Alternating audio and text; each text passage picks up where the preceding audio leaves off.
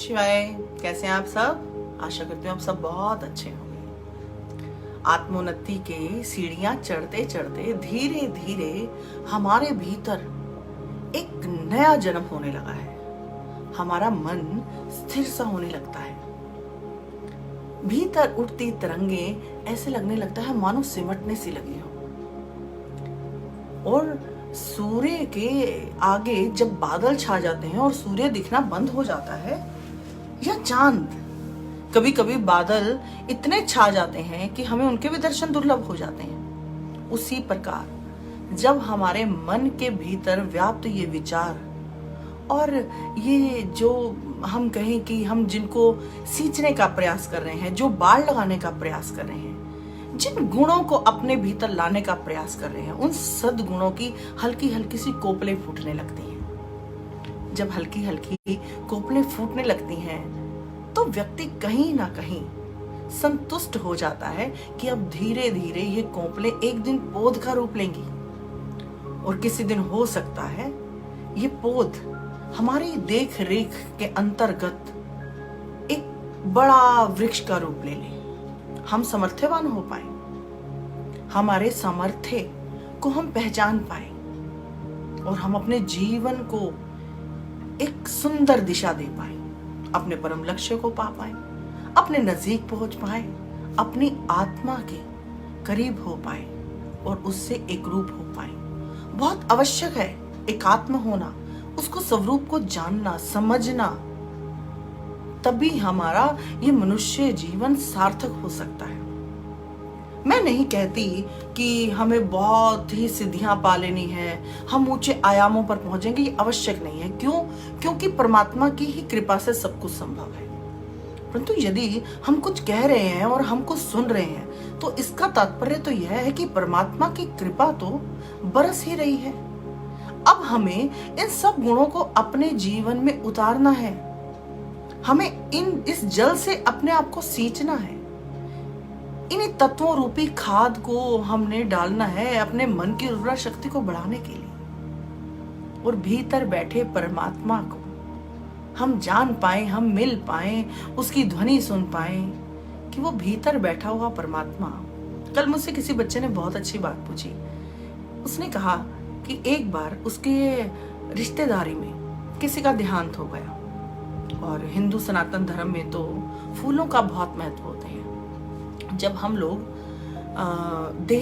अंतिम संस्कार करते हैं तो एक दो दिन बाद जब फूल चुनने जाते हैं तो भीतर एक छोटा सा आत्मा राम, जो जैसा जीव होता है उसी तरह के रूप लिए हुआ होता है।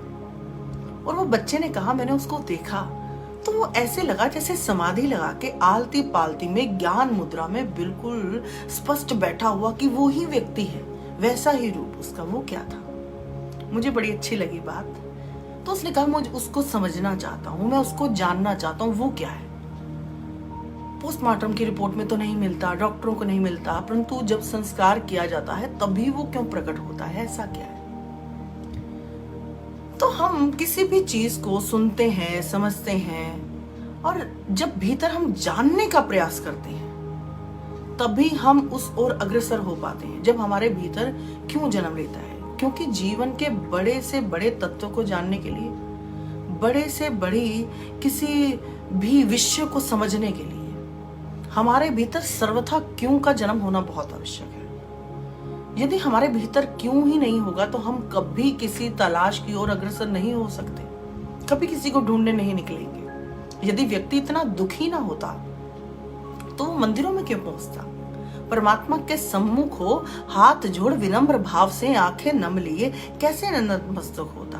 क्योंकि कहीं ना कहीं उसको लगता है, जीव को लगता है कि जब वो परमात्मा के सम्मुख होता है तो उसको एक असीम शांति की अनुभूति होती है, जो उसको अपने घर के वातावरण में नहीं होती, जो अपने रिश्तेदारों के आसपास, अपने संबंधियों के होने पर भी जो अनुभव नहीं होता, वो परमात्मा की मूर्त के या परमात्मा के मंदिर में खड़े होकर वो उसको महसूस होता है।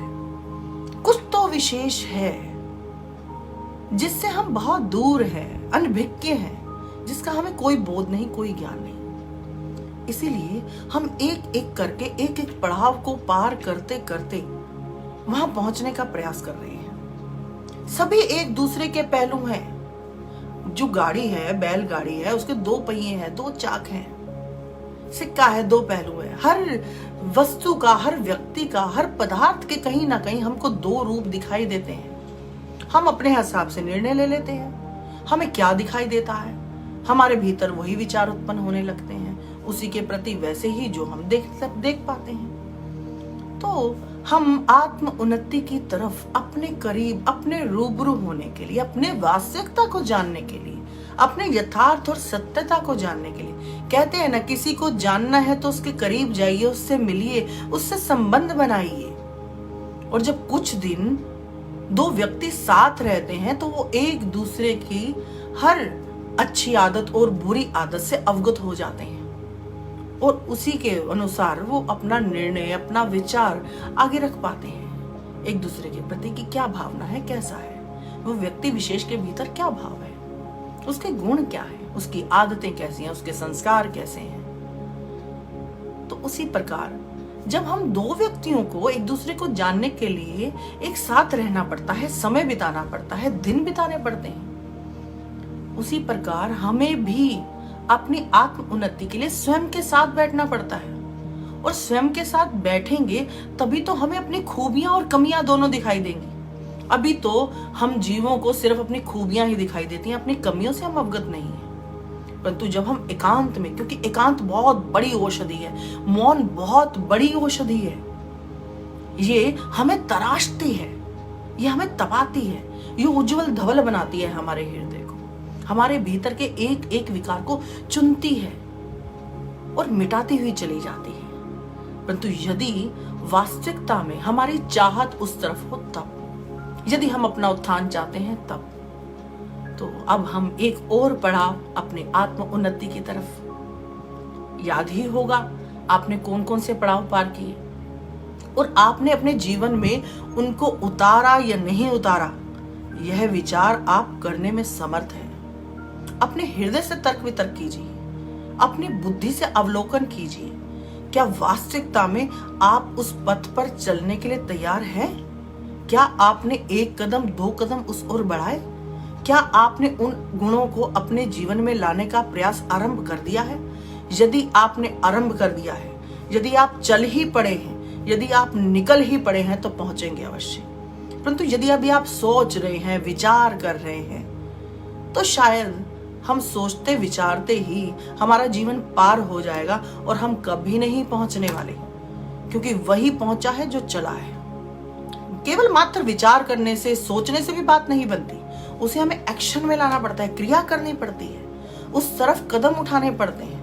क्योंकि मनसा वाचा कर्मणा तीनों ओर से जब हम अपने आप को बांध कर उस पथ की ओर अग्रसर होते हैं तो समग्र सृष्टि भी हमारा साथ देती है।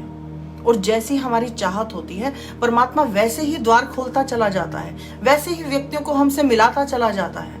ऐसे ही व्यक्तियों के संग बैठकर ऐसे ही विचार, ऐसी पुस्तकें परमात्मा हमारे सम्मुख प्रस्तुत करता रहता है किसी ना किसी रूप में, बशर्ते कि फिर बात वही कि वास्तविकता आपके भीतर से ही आरंभ होगी, अन्यथा बात कहीं बनने वाली नहीं है। बहुत आए और बहुत गए, बहुत आए और बहुत गए, परंतु हम में बदलाव नहीं आया। लोगों के आने जाने से हम में बदलाव आने लगता है, वो एक अलग श्रेणी का। किसी ने हमें क्रोधित किया, परेशान किया, बस हम हो गए डिस्टर्ब, जीवन में अभाव होने लगा, हो गए हम तनाव युक्त। हमें तो तनाव मुक्त होना है, हमें तो इस तूफान में भी, संघर्ष में भी खड़े रहना है, बने रहना है। तो आज के हम अगले पड़ाव पर चलते हैं, बात करते हैं बहुत सुंदर, जिन साधकों के जीवन में अध्यात्म का बहुत महत्व है, जो आध्यात्मिक होना चाहते हैं, जो अध्यात्म के पथ पर अग्रसर होना चाहते हैं, जो साधक होना चाहते हैं, जो उस साधन को पाना चाहते हैं, उनको लिए ये बहुत बड़ा अपरिग्रह है, बहुत बड़ा, एक मैं कहूंगी ये ऐसा गुण है जो हमें और आपको जीवन में लाना ही लाना चाहिए। क्योंकि ये व्यक्ति को बांध देता है, ना चाहते हुए भी व्यक्ति स्वतंत्र नहीं हो पाता। अपरिग्रह अर्थात परिग्रह का अभाव। परिग्रह मतलब क्या हुआ? लेना, स्वीकार करना। अब हमें कोई भेंट देता है, हमें कोई तोहफे देता है, उपहार देता है, हमें बड़ा अच्छा लगता है और हमारे भीतर उसके प्रति कृतज्ञता का भाव भी उत्पन्न होता है और हम कहीं ना कहीं किसी ना किसी रूप में उस देने वाले के प्रति अपना भाव प्रकट करने के लिए हम भी कुछ करना चाहते हैं। तो ये जो देने का भाव है, जिस व्यक्ति के भीतर लेने का भाव आ जाता है, तो वो व्यक्ति अपने आप से दूर होता चला जाता है, क्योंकि वो एक नई बंदिश, एक नए बंधन को तैयार कर रहा है। जो जीव स्वतंत्र है वो परतंत्र होने की तैयारी कर रहा है, किसी और के हाथ में अपनी डोर देने का प्रयास कर रहा है कि चाहे जैसा चला लो। इस अपरिग्रह को मैं आपको एक छोटी सी घटना से समझाने का प्रयास करूंगी। एक बार एक बहुत बड़े न्यायाधीश, बहुत सुलझे हुए समझदार, उनकी पत्नी एक क्लब में जाती थी।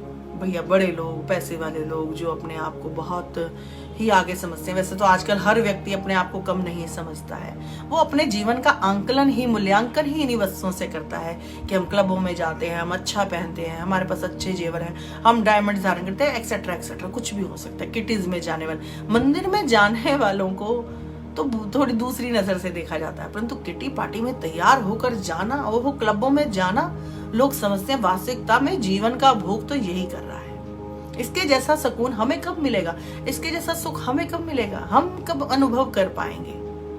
तो व्यक्ति आजकल तो धन के पीछे ही बहुत दौड़ रहा है, परंतु वास्तविकता में जो धन है, हमारा आत्मधन, हमारा आत्मबल, परमात्मिक बल, आध्यात्मिक बल, उससे बहुत दूर होता चला जा रहा है। इसीलिए तो उसके जीवन में ना धैर्य है, न संतोष है, न सुकून है, न चैन है, उसके पास कुछ नहीं है।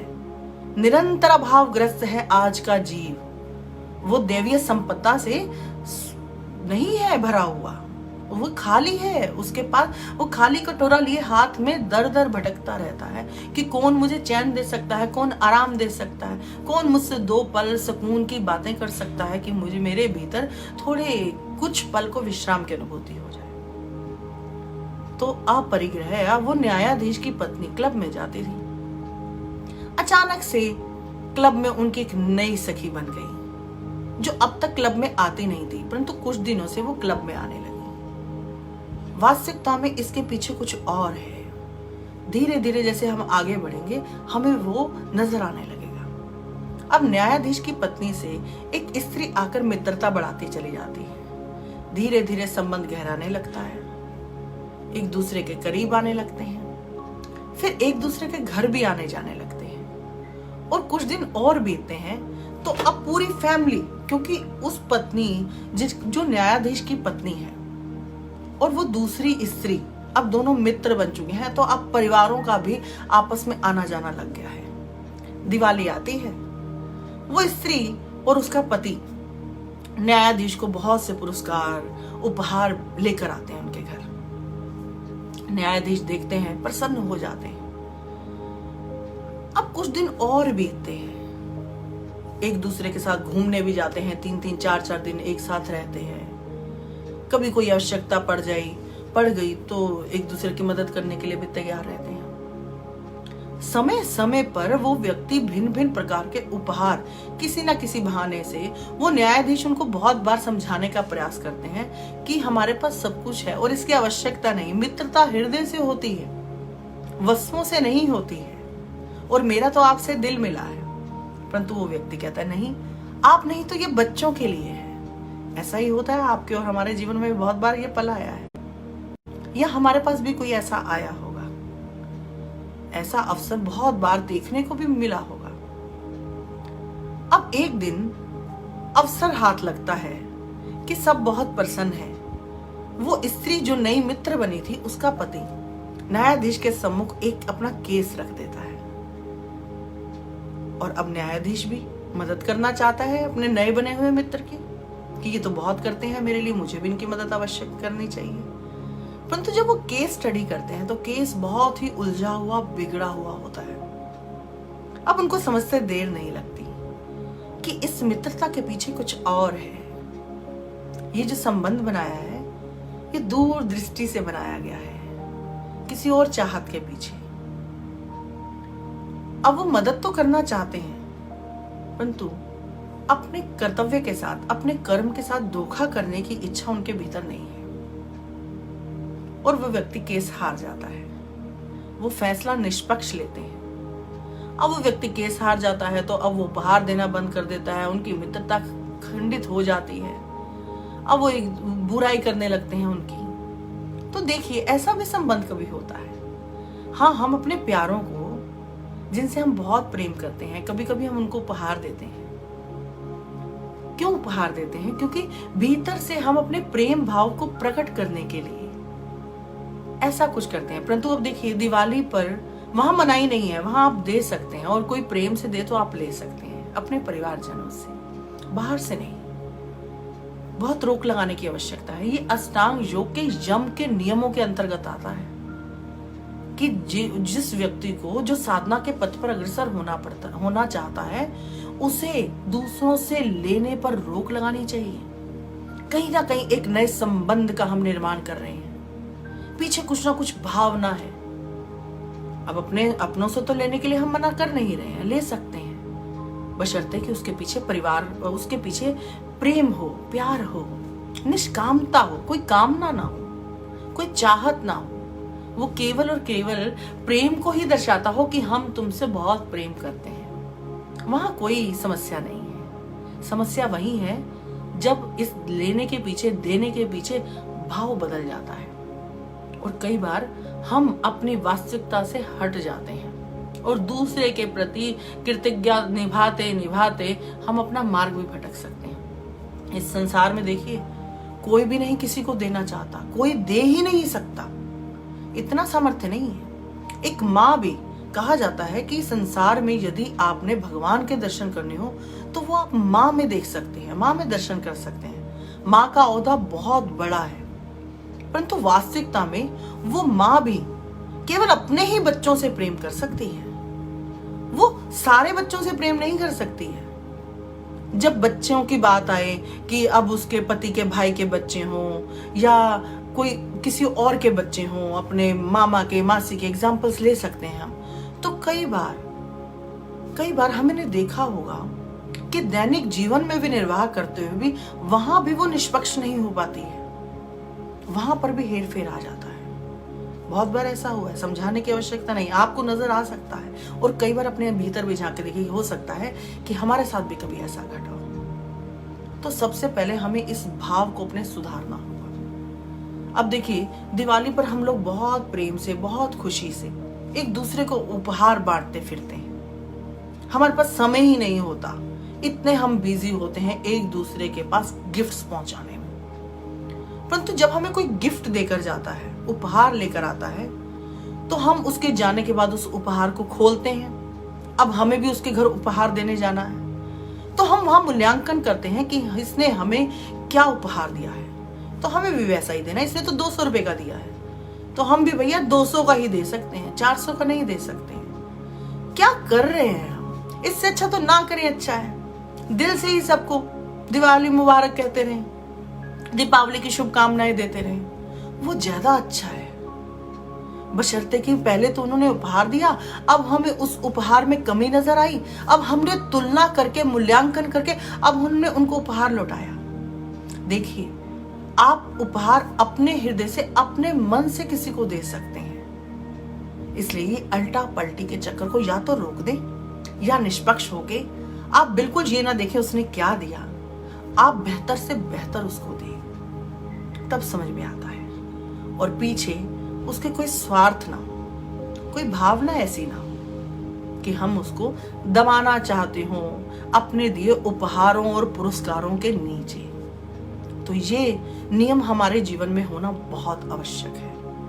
अपरिग्रह अर्थात परिग्रह का अभाव नहीं चाहिए। मत स्वीकार कीजिए, मत लीजिए किसी से, देने वाले बनिए, दीजिए, प्रेम से दीजिए, बदले में कुछ नहीं चाहिए।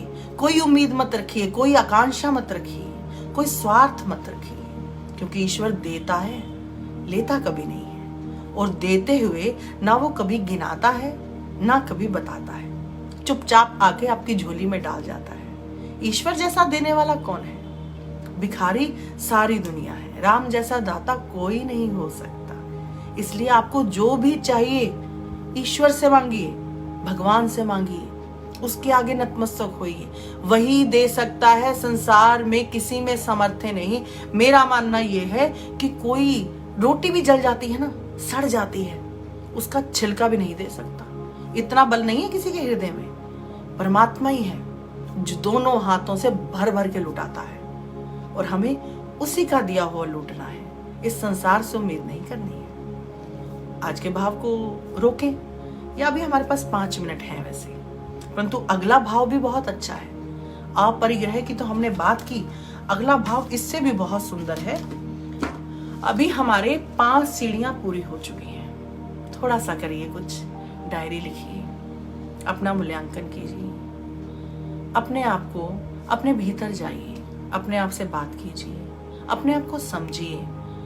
क्या आप वास्तविकता में अपना उत्थान चाहते हैं तो कुछ कर गुजरिए। बहुत सुंदर है ये पड़ाव। अभी तो हम केवल आरंभ की सीढ़ियां चढ़ रहे हैं। यदि हम चढ़ते रहे तो वो दिन दूर नहीं जब हम ऊंचे आयामों पर पहुंच सकते हैं, ऊंचे मंडलों को स्पर्श कर सकते हैं। वो परमात्मा की ध्वनि हमारे कानों में स्पष्ट सुनाई दे सकती है। अभी तो हमने 16 चरण इसके पार किए हैं। इसके बाद अभी और बहुत कुछ समझना है। उस योगेश्वर से, उस परमात्मा से मिलन तो हमें करना ही करना है, किसी भी रूप में। देर भले हो जाए, रुकेंगे नहीं। इसीलिए तो बार बार जन्म लेना पड़ता है, क्योंकि जब तक मनुष्य अपनी वास्तविक उपलब्धि को प्राप्त नहीं कर लेता, तब तक वो परमात्मा उसका पीछा नहीं छोड़ता, उसके पीछे ही पड़ा रहता है। बार बार वो जन्म लेता है, चक्र घूमता रहता है, फिर उसको मनुष्य बनाता है कि अब शायद तुझे समझ में आ जाए। वो फिर भूल कर देता है, फिर मार्ग भटक देता है, और फिर से उन्हीं चक्रों में फंस जाता है। तो थोड़ा सा चक्रों में फंसने की कम सोचिए,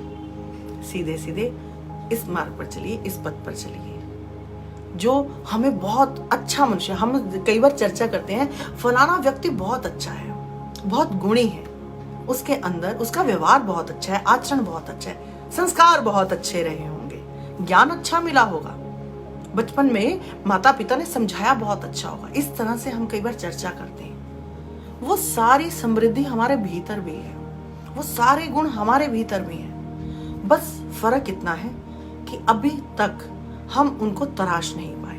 वो कहते हैं ना, चावल में पड़े हुए कंकड़ों को बिनने के लिए आप उसको थाली में डालकर एक एक चावल को छांटते हैं, बीच में से कंकड़ निकालते हैं। वही करना है हमें अपने जीवन के साथ भी।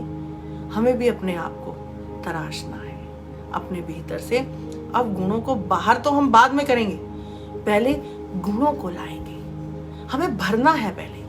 वो बाल्टी में गंदा जल है, हाँ, गंगा जल नहीं बोला, गंदा जल बोला, कि उसके अंदर मैला पानी है, मटमैला पानी है। आप ऊपर से नल का खोल देते हैं और धीरे धीरे बहता रहता है ऊपर से पानी, और कुछ देर बाद बाल्टी का पानी बिल्कुल साफ हो जाता है। अब इसके भीतर मटमैला कुछ भी नहीं है, गंदा नहीं है, जल साफ हो चुका है। क्यों? क्योंकि हमने ऊपर से अच्छा जल उसमें छोड़ दिया, नल का बहे जा रहा है और धीरे धीरे बाल्टी में साफ पानी आ रहा है। उसी प्रकार हमें भी अपने भीतर सर्वप्रथम सद्गुणों का नलका खोलना होगा कि उसकी धारा निरंतर नीचे बहती रहे, और फिर ये धारा अपने प्रभु की ओर ऊर्ध्व गति को आगे बढ़ेगी। तो आज के भाव को हम यही विश्राम देते हैं। आइए मिलकर प्रार्थना करते हैं। ओम नमः शिवाय। सब सुखी हो, सब निरोगी हो, सबका कल्याण हो, कोई दुखी ना हो। ओम नमः शिवाय।